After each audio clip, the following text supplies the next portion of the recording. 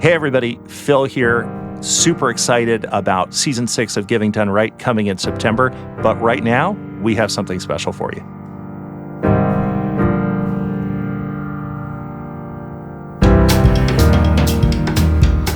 Welcome to Giving Done Right. I'm Grace Nicolette. And I'm Phil Buchanan.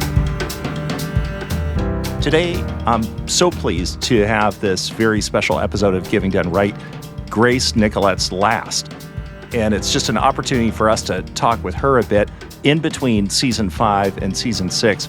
Grace has been at CEP for 15 years. She has co-hosted more than 50 episodes of this podcast with me. And I just want to talk with you a little bit, Grace, because you're always asking the questions over the course of those 5 seasons. I'd like to ask you some questions because I know our listeners have grown to really appreciate you and know you and respect your point of view. And I am so grateful, obviously, for everything you've done for this organization over those many years. And we'll talk a bit about that. But I want to start with what brought you to CEP in the first place anyway. Well, first, thanks for having me. And I'm happy to be a guest on the show for once. Kind of weird to think that that was my last time saying, welcome to Giving Done Right. So yeah, what brought me to CEP? Well, if we go way back, before I worked at CEP, I was actually living in Shanghai and working in philanthropy. And back when Twitter was a thing and I was on it, I followed you, Phil, on Twitter. I'm so sorry. And quickly found that I really resonated with a lot of what you were saying and felt like you had a really strong point of view, which I really appreciated. And so when I ended up moving back to the States to get married in 2011 and I had to find a job, I saw an opening at CEP and I thought, oh, wait, I know CEP because of Phil. And I applied for a job on our colleague Kevin Bolduc's team. And the rest is history. So it's interesting that you say that because I distinctly remember my wife, Lara, saying, does anybody see what you're tweeting before you submit it? Do you have anyone review it? Oh, does anyone vet them? Yeah. You need somebody like, sort of parenting you was what she was suggesting to me. But No. I'm glad that it was not a repellent. So you joined CEP leading client engagements with foundations for us a couple years in. I begged you to take on this interim role, which became a permanent role, leading our development, our communications, and our programming with conference, webinars, all that kind of stuff. You obviously have a particular perch over that decade and a half to look out at philanthropy broadly. And I'm curious, as you think about your time in that role with that visibility into what's happening, what's shifted that you think is particularly significant? Has anything changed? Definitely. I still remember leading, my first grantee perception report. So basically, it's when a funder asks us to survey all their active grantees, and then we do the benchmarking and this really helpful report about what the strengths and opportunities are. I was so struck by how earnest in learning that the foundation staff and board of this particular foundation were. I thought, wow, this is so great that they really want to listen well to grantees and they really want to do better and they really want to understand how they can make the most difference with the funding that they give. And I have to say that over the years, I've just seen that part of our work just grow and grow and grow. And so I think that, we're much larger now than we were when I first joined. And so that really has meant that more funders are having that conversation. Like more funders are being willing to go through the process of gathering feedback, which, can feel a little vulnerable at times, but also can be so rich. And we hear this all the time that folks are just like, gosh, I can't believe how rich that was. We're so grateful. And so I do feel like, in a time when things can feel like the world is not going as well as we'd hope it would, I do see that more and more funders are trying to listen to their communities and trying to listen to the folks they seek to support in order to do better. So I'm really encouraged by that. Now, are there more opportunities? Absolutely. Especially this moment just revealed a lot of the challenges that face the sector and the things that still need to be addressed. But I would say that on the whole, I'm really grateful that conversations around, for instance, multi-year general operating support are more everyday now. And I would say that CEP had a big part in that. Yeah, I hope so. I hope that's true. I think it's true. And then also the other part of this moment being frustrating, I also, feel. I mean, I read a piece in Inside Philanthropy recently about just the level of anger and frustration that folks have toward foundations right now. And I have very mixed feelings about that piece because I feel very conflicted. I've been really impressed by the way some funders have responded to the challenge of this context. And then if I step back and look at what our research says about the scale of what nonprofits are facing and what the communities they serve are facing, and I look at the sort of overall foundation response, I don't think it's enough. That's my take. And I guess all of that can sort of simultaneously be true, that there are an increasing number of funders that are committed in the ways that you describe to listening, to supporting organizations in the ways that they need to be supported, and then also that it's not enough and that we need more. What's your take on that? Totally. I mean, two things come to mind. One is I feel like a funder's posture in like normal times actually has a really big impact on how they respond in moments like this, right? So obviously you can be really open to gathering feedback, but also be incredibly risk averse and incredibly controlling about the outcomes that are around the funder. Yeah. And all of that is just laid bare when there's a crisis. That's the first thing that comes to mind. The second is I feel like funders really don't ask the question enough of what is the risk of not acting, right? Yeah. It can be very understandable to know what the risks are of speaking up. I mean, those are knowable in some ways unknowable. But we don't really talk more about, well, we could also just lay low, but that also brings its own risks to our grantees, to the sector, to the long-term health of our civil society. And so I'm not saying that everyone needs to play from the same playbook, but I think that they need to ask themselves the questions of what's their lane and where can they make the most difference?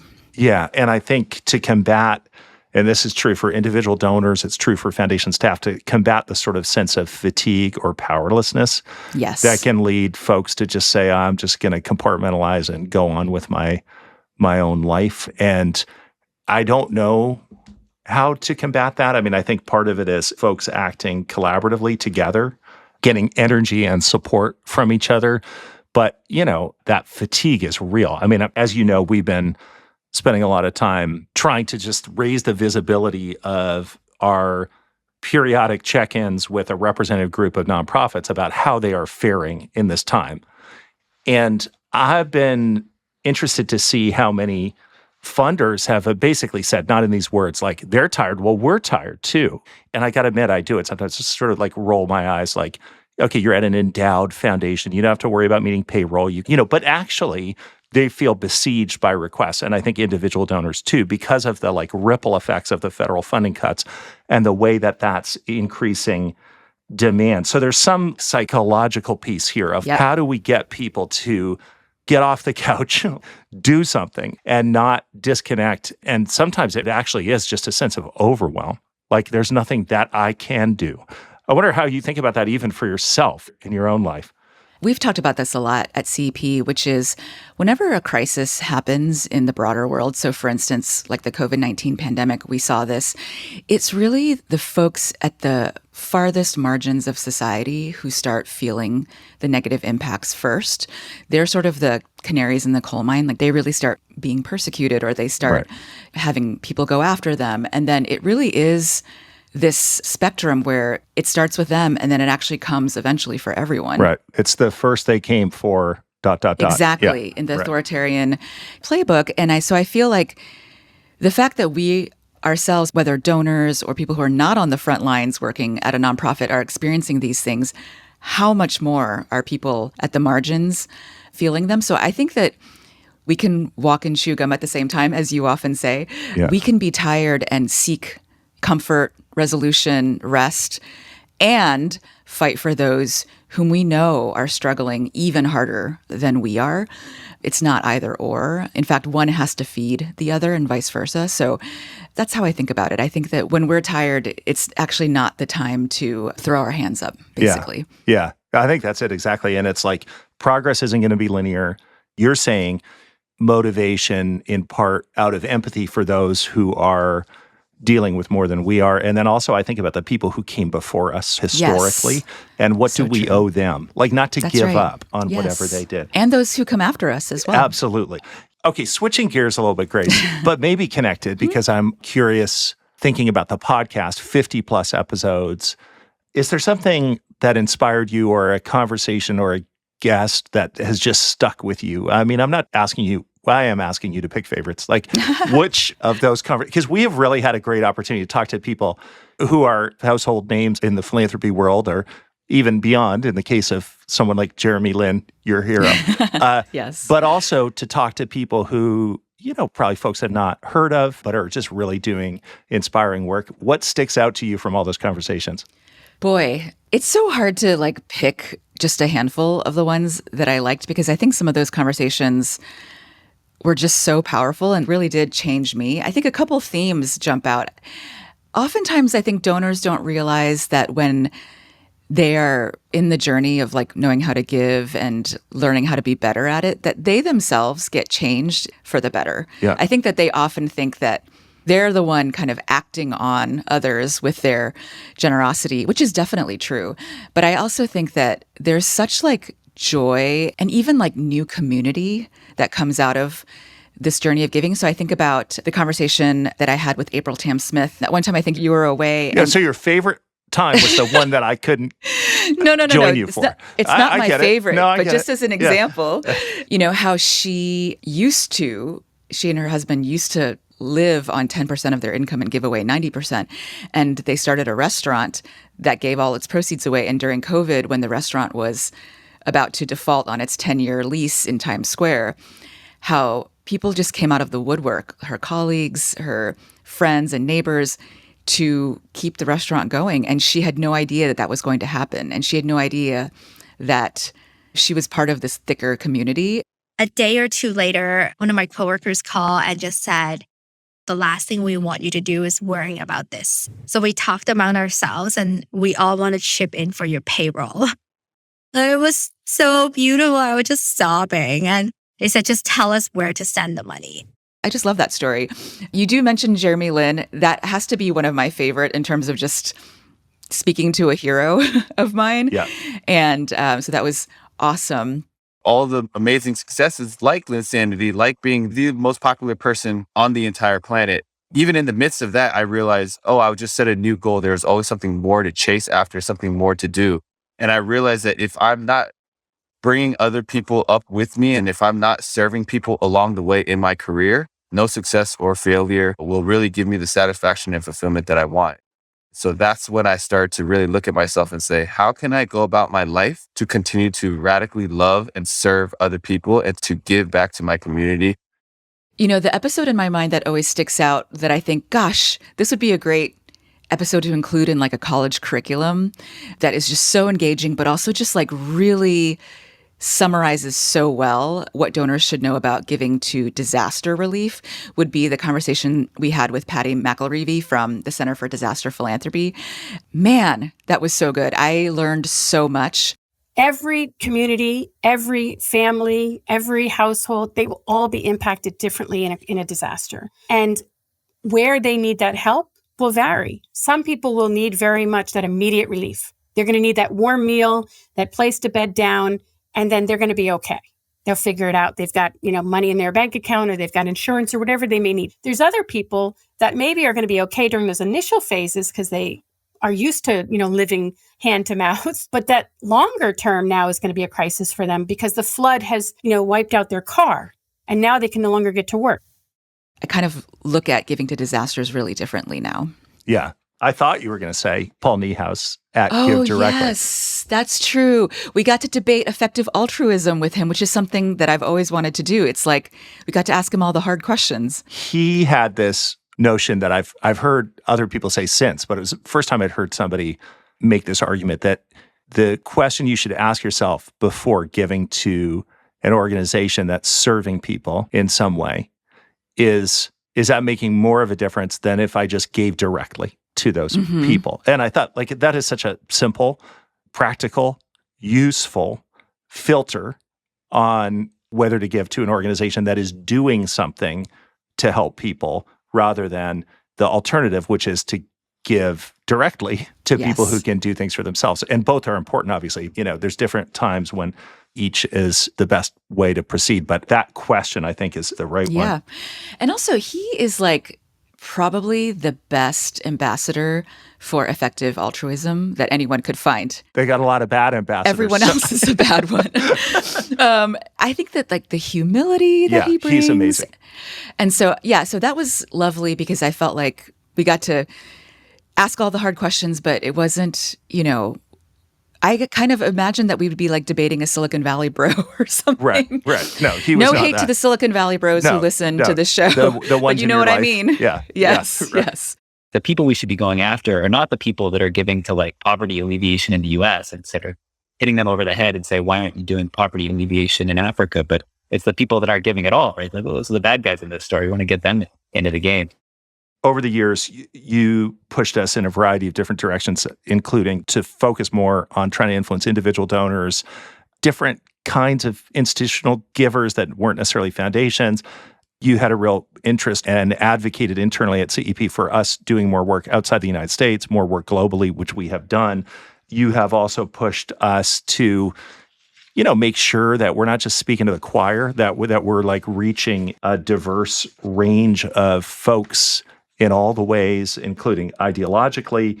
And then you've also helped just increase our reach in a big way. Like we're much more well-known than we were when you joined, when we were half the staff size, but also just reaching many definitely a group effort. people. Yeah, no, but I just want to give you credit for all that stuff because it's true and, has a lasting impact, not just on us, but on the folks that we seek to serve and influence. And I'm curious, any advice that you would give me or CEP or anything that sticks with you from just seeing that evolution? I mean, the organization was very, very young when you joined, and now people often seem to think we've been around forever, which we most definitely haven't. What comes to mind for you as you reflect on that time? Gosh, how much time do we have? I think, when people ask me, what is it like to work at CEP, and I share with them, I'm often met with the sense of like astonishment that an organization like CEP exists. And I felt that way when I first joined. There were so many moments where in the beginning I was like, is this place for real? Like, I can't believe that we do this or that. And so even little things like, for instance, we always have a time of thank yous at the beginning of every staff meeting where folks can just shout out their colleagues and say, thank you so much to so-and-so. I couldn't have done this and that without you. And now it seems so part and parcel of my life. But I know that a lot of places don't do that. I will also say, I've always believed, and I think this is really true, that one's boss really makes a huge difference in one's life. So I first started working with our colleague, Kevin, who is amazing. And then, as you mentioned, I transitioned and I've been working with you for the last... Downgraded, yeah. No. Last 12 years. And I just feel like the biggest difference I noticed, because, I'd had quite a few bosses at that point, was I think that there's just like a generosity of spirit, Phil, that you bring to the work. Some people can be really petty because they're about control.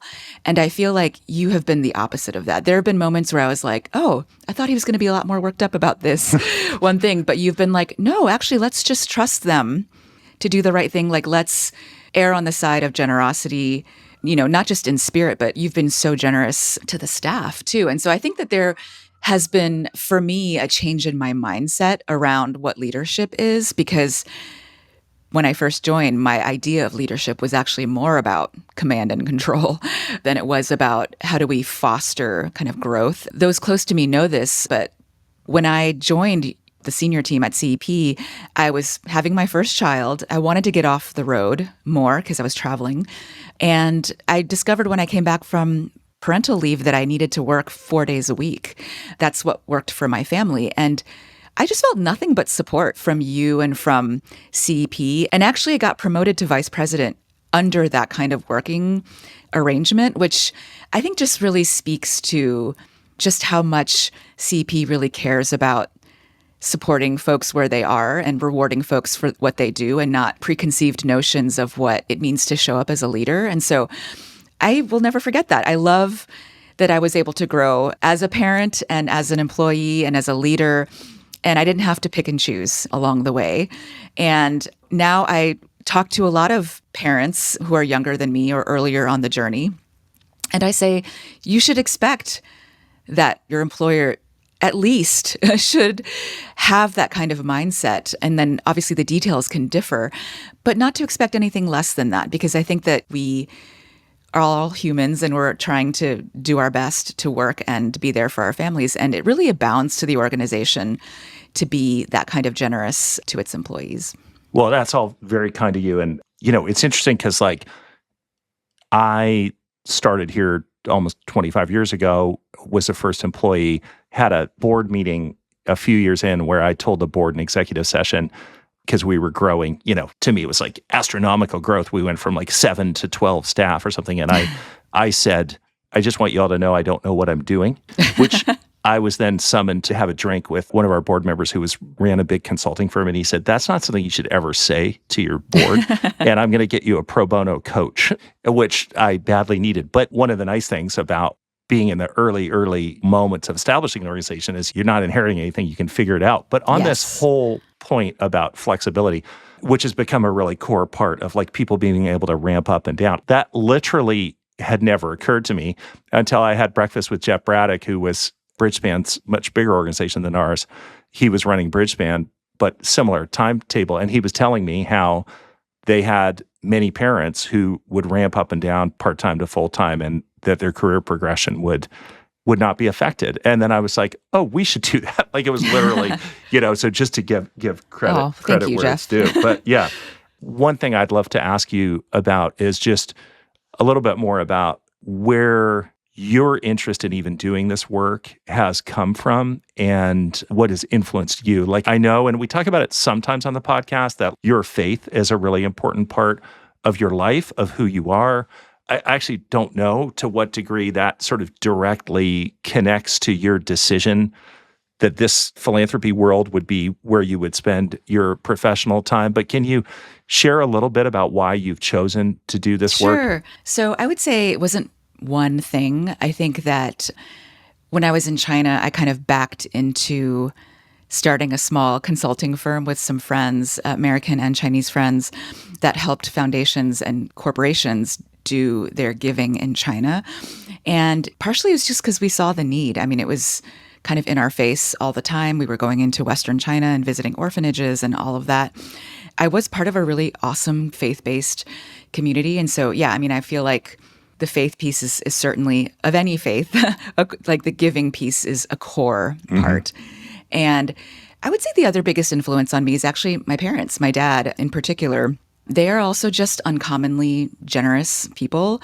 They grew up literally from nothing, as I've shared on the show, abject poverty, being war refugees from China to Taiwan. And I think that my dad has experienced a lot of giving and philanthropy as he was growing up. So a neighbor had to pay for his middle school schooling fees, otherwise he couldn't go to middle school.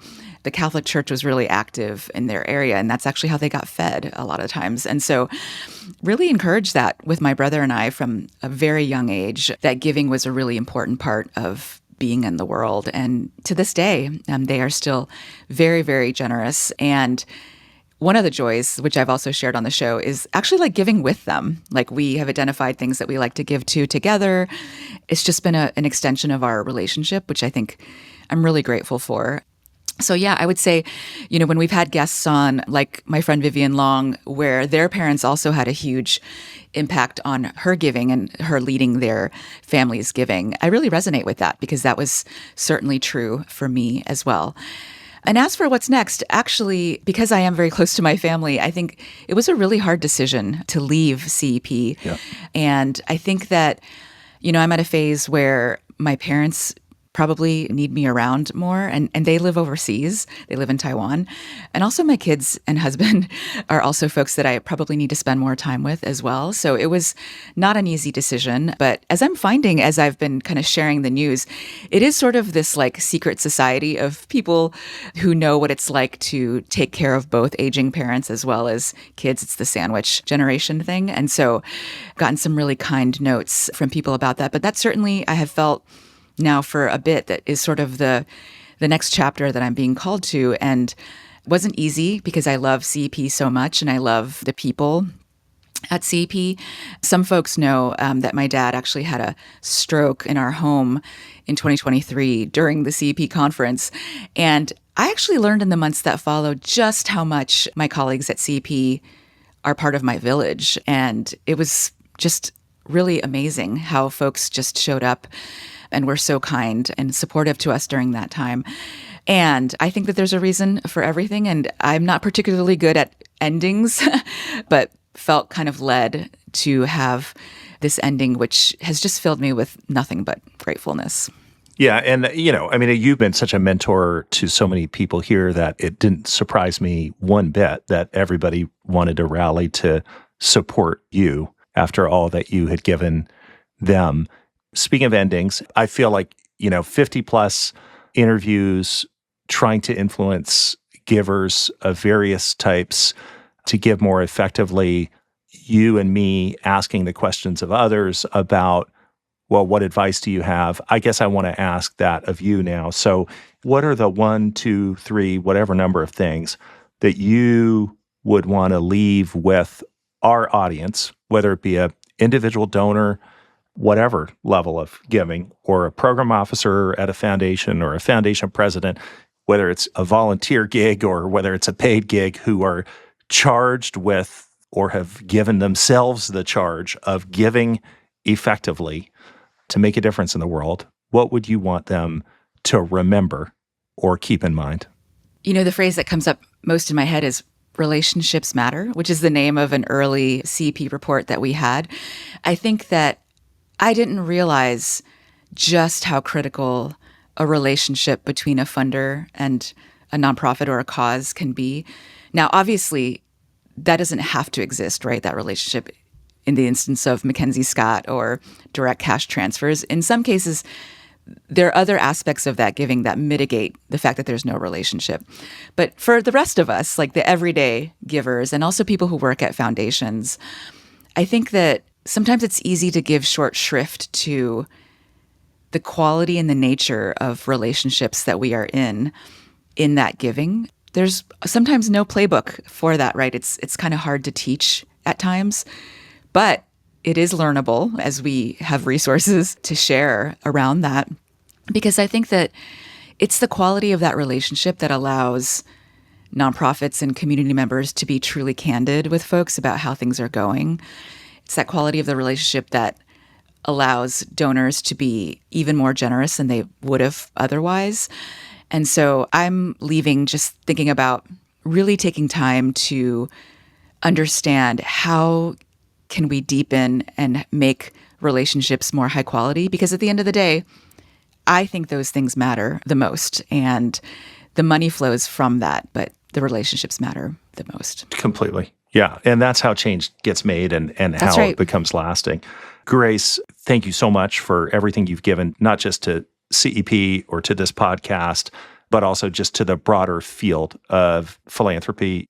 Our working relationship, I think, has been incredibly gratifying to me and has pushed me because we have really shared values, but different ways of seeing the world. And I've learned a lot from you because I learned to see the world differently because of our working relationship and my conversations with you. And I'll be forever grateful to you for that.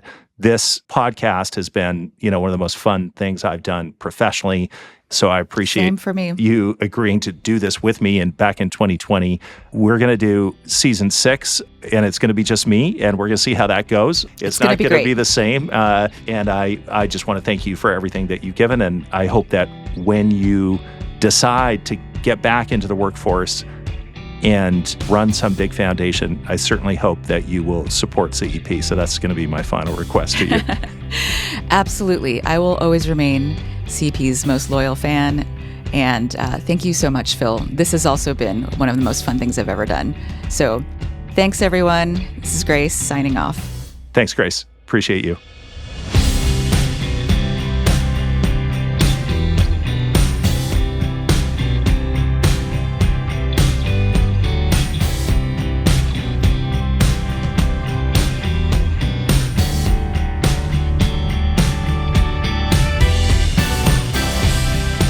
There are a ton of resources about effective giving on the Center for Effective Philanthropy's website, cep.org, as well as givingdoneright.org, where you'll find all of our episodes and show notes.